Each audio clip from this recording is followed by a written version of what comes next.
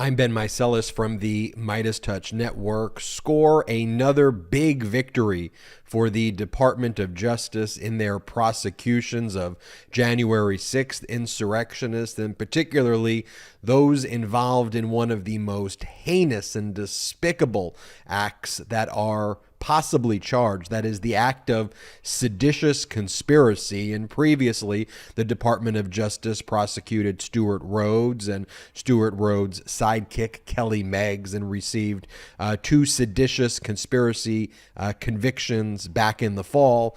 And now on Monday, another successful prosecution of three Oath Keepers and one individual affiliated with the Oath Keepers. So four individual Oath Keepers or Oath Keeper affiliates have been convicted of seditious conspiracy, in addition to a number of other criminal counts, carrying with it very serious prison sentences. And in addition to the seditious conspiracy count, all four of the defendants were also convicted of conspiracy to obstruct official proceedings, obstruction of official proceeding and aiding and abetting, and conspiracy to prevent members of Congress from discharging their constitutional responsibilities. The prosecutor for the Department of Justice in this Oath Keeper seditious conspiracy case was Luis Manzo, who pointed to the fact that these individuals were involved with Stewart Rhodes and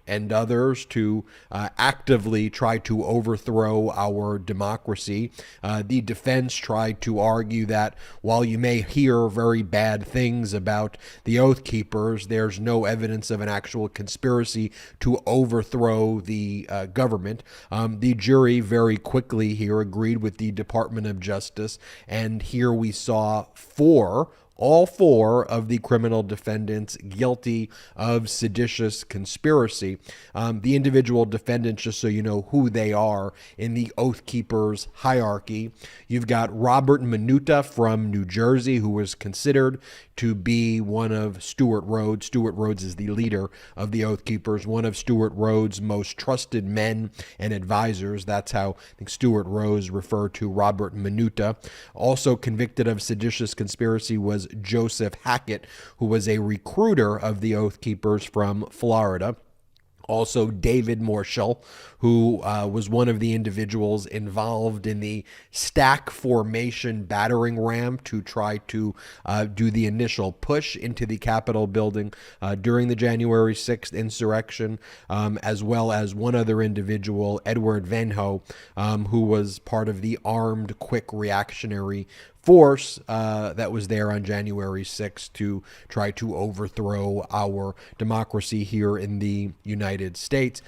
So back in the fall, you'll recall that there was a group of Oath Keepers who were tried. Only two were convicted of seditious conspiracy, Stewart Rhodes and Kelly Meggs, who were at the top of the leadership. The other Oath Keepers, there was about three others in that group, managed to convince the jury there that they weren't involved in the seditious conspiracy plot, although they were all found guilty. All five of the defendant Oath Keepers back in the fall trial were all convicted of obstruction. The obstruction charge carries with it a 20-year prison sentence, as does the seditious conspiracy. So still, all of the Oath Keepers back in the fall trial received convictions on very serious charges that'll put them in jail for a very long period of time, but only two were found guilty of seditious conspiracy. One of the things I've talked about here on the Midas Touch Network is how the Department of Justice would likely learn some of the lessons in how that trial went to try to perfect the way they present seditious conspiracy charges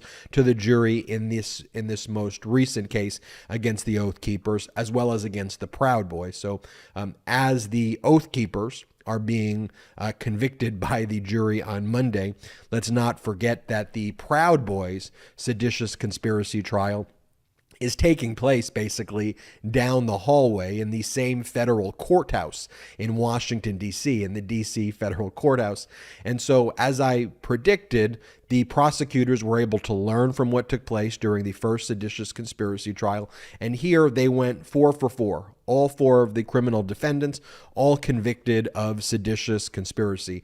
They have not been sentenced yet. There's a separate date for sentencing, and even Stuart Rhodes and Kelly Meggs and the first group of Oath Keepers have not been sentenced yet. They await their sentencing date. So to be clear, there's three different seditious conspiracy cases that are really going on, three main ones that have taken place. The Stuart Rhodes, Kelly Meggs one back in last fall, where Rhodes and Meggs convicted of seditious conspiracy, and all other Oath Keepers were convicted of obstruction in addition to Rhodes and Meggs. Then there was this other group of Oath Keepers. This trial has been going on now for a few weeks, and a jury verdict was just reached on Monday. All four convicted of seditious conspiracy, all four convicted of obstruction. At the same time, you have a Proud Boys seditious conspiracy trial taking place down the hall. The jury hasn't reached a verdict yet since evidence is still being put on in that case, but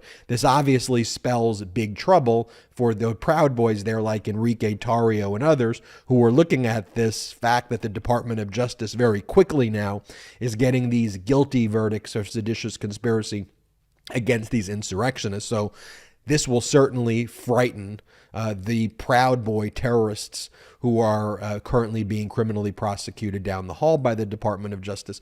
Who it also should terrify is Donald Trump and Trump's inner circle, now that the Department of Justice is getting all of these wins for these very rare seditious conspiracy charges.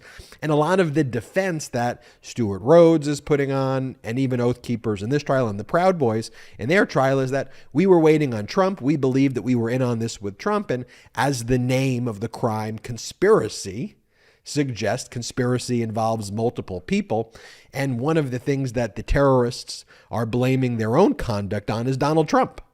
So this all links to Donald Trump. And as I've said, when the Department of Justice has been prosecuting these cases, first they started with the lower level individuals, then